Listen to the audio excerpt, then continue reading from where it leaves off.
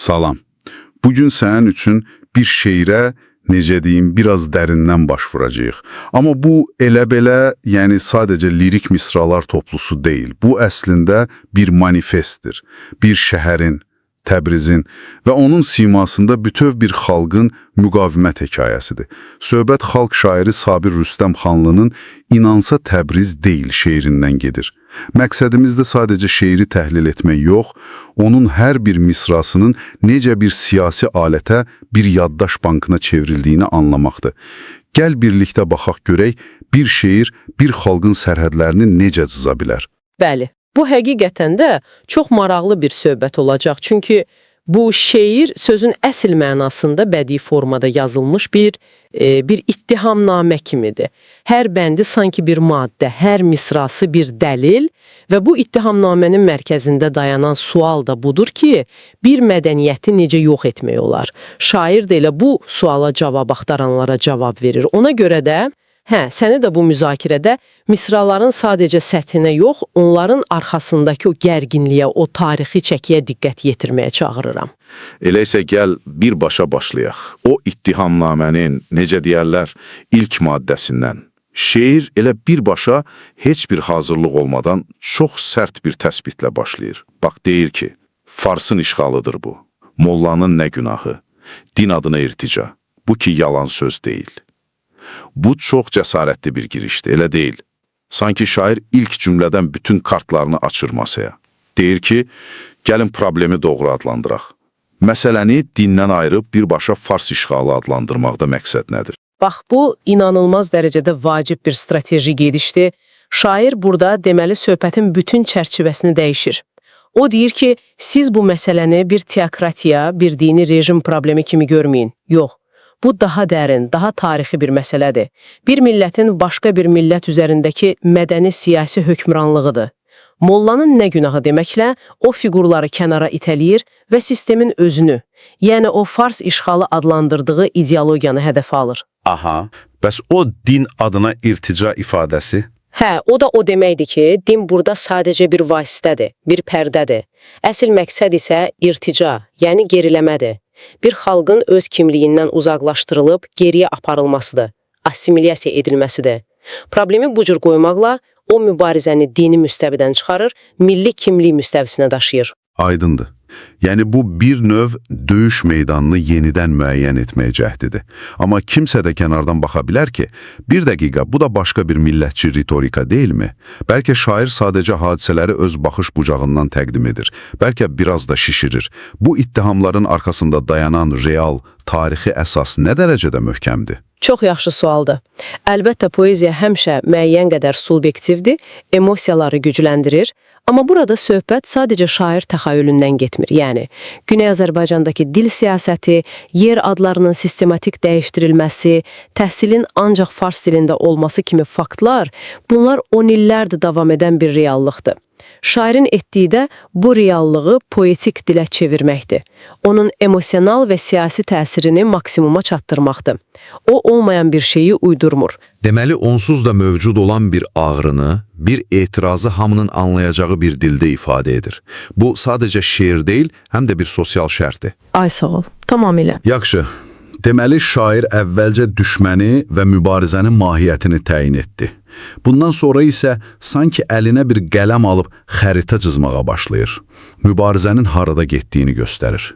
Deyir ki, bu yurt türkün torpağı, izləri itmir hələ və dərhal da qarşı tərəfin ideoloji köklərinə işarə edir. Fikrin Sasanilikdən bəriyə ötmür hələ.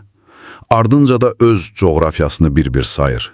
Mənimki Ərdəbildir, Marağadır, Yəz deyil. Və əlavə edir, nə Şirazda gözüm var, nə də İsfahanında. İlk baxışda sadəcə şəhər adlarıdır, amma bu adları belə qarşı-qarşıya qoymaq, bu sadəcə coğrafiya dərsi deyil, düzdür? Qətiyyən, bu şeirin ən güclü hissələrindən biridir. Və burada mübarizə artıq fiziki məkandan çıxır, keçir mental, yəni zehni məkana. Bilirsən, hər kəsin beynində bir vətən xəritəsi var. Şair burada məhz o xəritə uğrunda döyüşür. O, rəsmi xəritələrin cızdığı sərhədləri rədd edir və öz mədəni tarixi sərhədlərini bəyan edir. Ərdəbil, Marağa, Zəncan, Həmədan, Qəzvin, bunlar tarixi Azərbaycan şəhərləridir. Şiraz, İsfahan, Yezd isə klassik Fars mədəniyyətinin mərkəzləri. Bəli, şair deyir ki, mənim dünyam budur, sənin dünyan isə o. Mən sənin irsinə göz dikmirəm, sən də mənimkindən əl çək. Sasanilərə istinad isə birbaşa Fars millətçiliyinin tarixi köklərinə bir zərbədir. Yəni, sizin imperiya təfəkkürünüz hələ də o dövrdə qalıb demək istəyir. Bu çox maraqlıdır. Yəni, bir insanın özünü haralı hesab etməsi, onun zehnindəki xərita siyasi xəritalardan daha güclü ola bilər. Bu başqa münaqişələrdə də gördüyümüz bir şeydir. Bir rejim gəlir, şəhərin adını dəyişir, amma insanlar 10 illərdən sonra belə öz aralarında köhnə adlar işlədirlər. Çünki yaddaşdakı xəritanı silmək daha çətindir. Tamamilə. Və sən bununla şeirin növbəti, bəlkə də ən sarsıdıcı hissəsinə mükəmməl bir keçid etdin. Şair məhz bu yaddaş silmə əməliyyatını hədəf alır. Misralara bax. Adını dəyişdirdin dağın, daşın, çöllərin, öz ismi ilə tarixə şöhrət olan ellərin. Bu, toponimlərin dəyişdirilməsinə birbaşa ittihamdır. Amma bundan sonraki misra, məncə bütün bu assimilyasiya siyasətinin dəhşətini bir cümlədə ifadə edir. Hansı misra? Deyir ki, əl yetsə dəyişərsən qafasını ölülərin. Bu misranı hər dəfə oxuyanda adamı dəhşət bürüyür həqiqətən. Ölülərin qafasını dəyişmək, bu nə deməkdir axı? Üçün təkcə onun dilini, adlarını dəyişmək kifayət deyil. Ən əsası onun tarixini, keçmişini yenidən yazmaq lazımdır.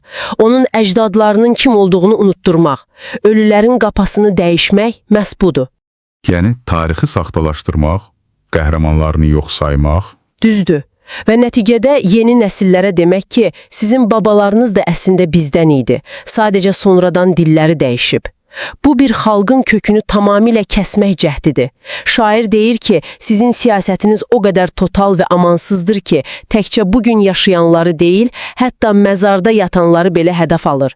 Bu mədəni soyqırımın poetik tərifidir və ən qorxunc assimilyasiya da elə keçmişi yenidən fəth etməkdir. Deməli, şair ittihamları sıraladı, mübarizə meydanını cızdı, yaddaşa edilən hücumu ifşa etdi və bütün bu ağır bəndlərin sonunda eyni nəqarat təkrarlanır.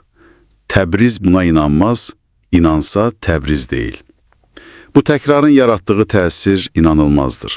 Sanki hər ittihama Təbrizin ruhu cavab verir. Bu nəqarat şeirə hansı gücü verir? Çünki bu nəqarat şeiri bir şikayətnamə olmaqdan çıxarır, bir müqavimət andına çevirir. O, sadəcə bir şuar deyil, bir varlıq fəlsəfəsidir. Şair burada Təbrizin kimliyini onun coğrafiyası ilə deyil, birbaşa onun ruhu, onun xarakteri ilə təyin edir. Təbriz nədir? Təbriz, assimilyasiyanı yox deyən iradədir. Təbriz, yaddaşının silinməsinə qarşı çıxan şuurdur. Yəni, əgər bir gün Təbriz bütün bunlara inansa, təslim olsa... Ay sağ ol, o zaman coğrafi olaraq mövcud olsa belə, ruhən artıq Təbriz olmaz. Yəni, Təbrizin varlığı onun boyun əyməməsinə bağlıdır. Və bu müqavimət ruhunu daha da dərinləşdirmək üçün şair 1000 il əvvələ gedib çıxır. Firdosiyə və onun məşhur Şahnamə əsərinə. Deyir, Firdosinin sözü də tarixdən bir namədir. Türkün böyüklüyündən qəzəblənib nə dedi? Düzü bu mövzuya bələd olmayan biri üçün bu biraz qəfil keçid kimi görünə bilər. Bugünün siyasi mübarizəsindən birdən-birə orta əsrlər ədəbiyyatına. Niyə? Bu dahi bir gedişdir. Şair bununla müasir mübarizəyə 1000 illik bir tarixi dərinləşdirir. Bilirsən, Şahnamə Fars dili və milli kimliyinin təməl sütunlarından biridir. Onların milli dastanıdır. Amma eyni zamanda bu dastanda Turan, yəni Türk dünyası, çox vaxt əsas düşmən, mənfi qüvvə kimi təsvir edilir. Şair Firdovsiyə istinad edərək deyir ki, baxın, bu məsələ dünən başlamayıb, sizin milli kimliyinizi formalaşdıran təməl mətnlərdə belə bizə qarşı bu baxış mövcud idi. Deməli, bu 1000 illik bir ideoloji qarşı durmadır. Bəli, və dərhal da cavabını verir, ey sonumu gözləyən, Türk gün altda buz deyil, əriyib suya dönməz, ərisə Təbriz deyil. Yəni, 1000 ildə əridə bilməmisiniz, bugün də əridə bilməyəcəksiniz. Maraqlıdır. Bütün bu güclü, kəskin argumentləri səsləndirən şəxsin kimliyi də düşünürəm ki, misralara əlavə bir çəki verir. Mənbədə də qeyd olunur ki, Sabir Rüstəmxanlı təkcə şair deyil, o xalq şairidir. Keçmişdə deputat olub, aktiv siyasətçidir, həm də Azərbaycan Yazıçılar Birliyinin Güney Azərbaycan bölməsinin rəhbəridir. Bu detalları biləndə şeirə tamam başqa gözlə baxırsan. Adı sanı bilinməyən bir şair yazsaydı, biz ona bir fərdin fəryadı kimi baxa bilərdik. Amma müəllifin ictimai-siyasi kimliyi, illərdir bu məsələnin mübarizəsini aparan bir fiqur olması, bu mətni fərdi hissiyatdan çıxarır, onu kollektiv bir səsin bəyanatına çevirir. Bu artıq sadəcə bir sənət əsəri deyil, həm də siyasi bir aktdır. Yəni bu sözlər birbaşa mübarizənin içindən gəlir. Kənardan müşahidə edən birinin sözləri deyil. Düzdür. Bu da hər misraya əlavə bir məsuliyyət, bir ciddiyyət yükləyir. Dinləyici anlayır ki, bu sadəcə bədii axtarış yox, real bir davanın sözlərlə ifadəsidir. Beləliklə, yəni bütün bu müzakirəni bir yerə yığaq. Biz səninlə bir şeirin dərinliklərinə endik və gördük ki, o əslində çox qatlıdır. Bir tərəfdən bir xalqın assimilyasiyaya qarşı səsləndirdiyi bir ittihamnamədir. Digər tərəfdən öz mədəni coğrafiyasını və tarixini təsdiq edən bir kimlik bəyannaməsidir. Və ən əsası, bütün təzyiqlərə baxmayaraq təslim olmayacağını bəyan edən sarsılmaz bir iradə manifestidir. Şeir həm kədər daşıyır, həm qəzəb. Amma hamısından üstün bir ümid var. Mən də yekun bir fikir olaraq buna əlavə edim ki, şeir sadəcə müdafiədə qalmır, yəni sadəcə əyilməyəcəyi, dözəcəyi demir. Şeir gələcəyə yönəlik bir xəbərdarlıq və bir vədlə bitir. Son misralardan birinə baxaq, bu zənciri qıracaq, dözümü sonsuz deyil. Bu çox vacib bir nüansdır. Bu passiv müqavimətdən aktiv mübarizəyə keçid anonsudur. Bu o deməkdir ki, Təbrizin ruhu təkcə dözmək ruhu deyil, həm də fürsət düşdükdə o zəncirləri qırmaq ruhudur. Və bu da şeiri sadəcə mövcud vəziyyəti təsvir edən bir sənəd yox, eyni zamanda gələcəyə yönəlmiş bir çağırışa çevirir. Ay sağ ol, onun gücü də məhz bundadır. Müzakirəmizin sonunda səni və bizi dinləyən hər kəsi bir düşüncə ilə baş-başa buraxmaq istəyirəm. Biz bugün bir şeirin, bir xalqın yaddaşını, mübarizə ruhunu necə yaşatdığını gördük. Bəs sizcə, bizim bu sürətli, rəqəmsal çağımızda bir şeirin, bir mahnının, bir sənət əsərinin gücü nədədir? Gündəlik xəbər başlıqları, siyasi bəyanatlar unudulub gedərkən, nəsildən nəslə ötürülən bir neçə misra, bəlkə də tarixin axarını dəyişən ən güclü silahdır.